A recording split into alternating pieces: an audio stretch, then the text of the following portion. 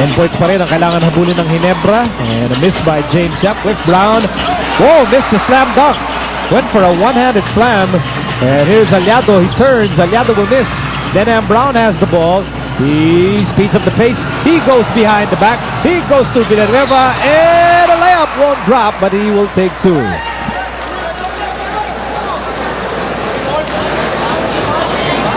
You know, years ago, Villanueva would have gone for a slam dunk of that play. Well, I think he's also very wary about the defense. Wow, double BMEG. behind the back. Yeah, mahirap nun. But look at Villanueva realizing that the defenders were there to try to stop him from making that shot. Ang ganda ng reaction, no? On the part of BMEG. The defense was there for Denham Brown, but quickly switching over when the pass was made to Enrico Villanueva, stopping him from making that layup. And you know, importante sa BMEG, no? That he never doesn't get those easy layups.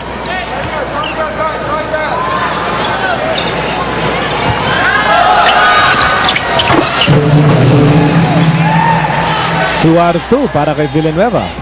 Will cut down Derby Aces lead to 8 points, 49-41. Pingris to Aliado. 13 to shoot for Del Llamados. Here's Artadi and out of Cliff Brown. Cliff Brown with 16 points so far. Here's Pingris outside Artadi. And they'll say it will stay. Del Llamados last touch on the Ginebra defense. That time, Denham Brown reading the move of Mark Pingris. You know that he likes to penetrate right down the middle. They shut that door on Mark Pingris. Ano ba nangyari doon? Nabagsak yung ating one of our A-boards at nautusan yata si Pingris. Inaayos Ikaw ang naman. nakabagsak, ikaw mag-ayos. Here's James Yap. Shot clock down to 2. James Yap, tough shot. And long rebound picked up by Don Aliado. Has been very productive in this game. He's done more than score points. And you know, it's the hustle. And again, they go to that post. Oh, this time, Barangay Ginebra with a steal. Denham Brown. He's thinking about it. He fires a step back one and he missed it.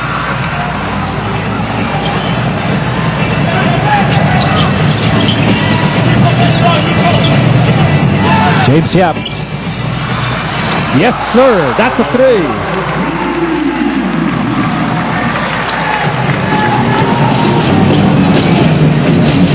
Already 4 3-point conversions by BMEG. Not a single one for Barangay Ginebra. That's making a big difference in this game. No movement here on Barangay Ginebra's part.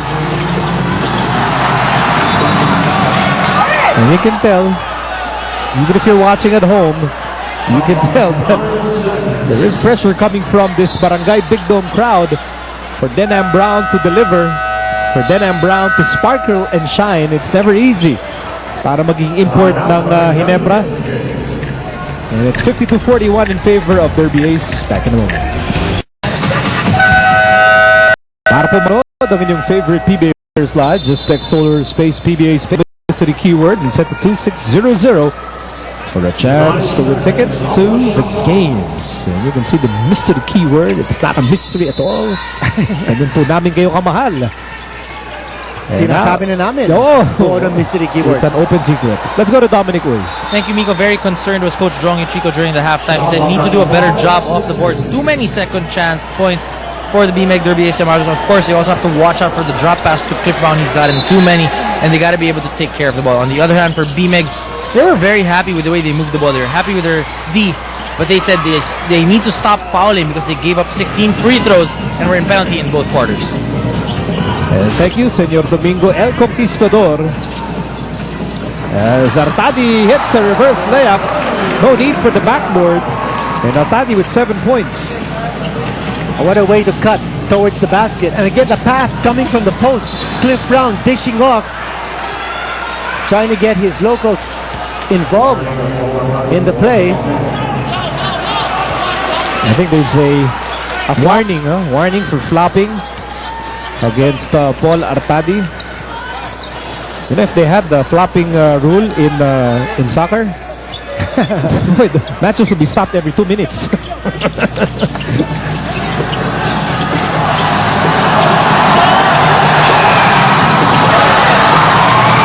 Denham Brown with a miss. So far in the battle of imports, Cliff Brown is leading the way. 16 points, along with a number of rebounds as well. And here's Atadi, spinner roll, finger roll, no, almost. Not enough roll. 7.5 remaining in the third quarter. But you know, in that situation, when that ball not yet decided whether it was going to drop in or not, dapat if you were BMEG, you go for the offensive rebound. Huwag mo titignan. James Yap, blocked by Brown. But, And he'll go to the line. Yep, there's a foul according to referee Peter Balao. And that partnership has worked beautifully in the different teams that they've played together. Artadi and James Yap. Well, for a while, nagkahiwalay sila ng landas, no? When Artadi went to Ginebra, but I suppose, you know, it's so instinctive for Artadi to look for James Yap on the break. They've been doing it for so long.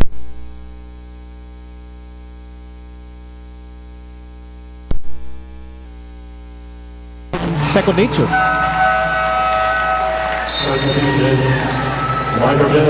It's been another solid conference here for James Yap. He's the only player, only local player in the conference who has scored double figures in every game. Siya na lang natira. Siya na lang. Siya na lang natira. Para process of elimination, ano? Oo. Last man standing. This free throw brought to you by BMEG Derbies Premium Formula dito ka na sa Llamado. It's the one aspect of Yap's game that he's really not happy with yung kanyang free throw shooting. There's a loose ball foul against Pingles. In fact, Dominic asked James Yap about it at the half. Yung tungkol sa free throw shooting ni James, and si James napatawa na lang. Sabi niya, basta tira na lang ako ng tira. Ano pa bang magagawa ko? What Practice, can I do? sabi niya, practice. Diba? Just take the shots and then practice. By the way, at the top of our coverage, we mentioned that Ginebra had lost 4 of its last 5. And those 5 games were exactly the same number of games that Eric Mek has missed. Mark Agiwa with 6 points. He came off the bench para sa Ginebra. Right now, still a 12-point lead for BMEG Derby Ace. Brown inside, Roger Yap. Roger Yap is pushed.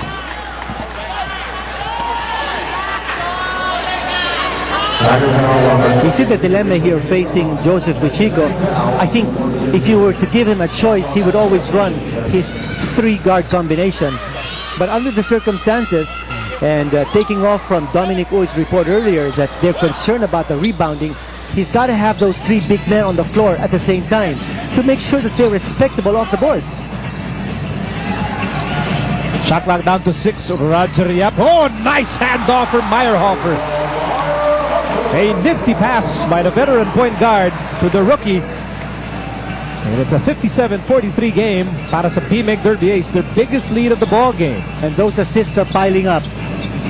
And when you're up against a team like BMEG that's playing top defense on one end and then passing the ball so well on the other end without hardly making mistakes, it's going to be a long night for the opposition. There's Roger Yap. And now Aliado. And a miss. Ooh, loose ball foul against Meyerhofer. At tayuan agad ang mga coaches ng BMEG Derby Ace. So, And Coach Ryan Gregorio expressing his displeasure.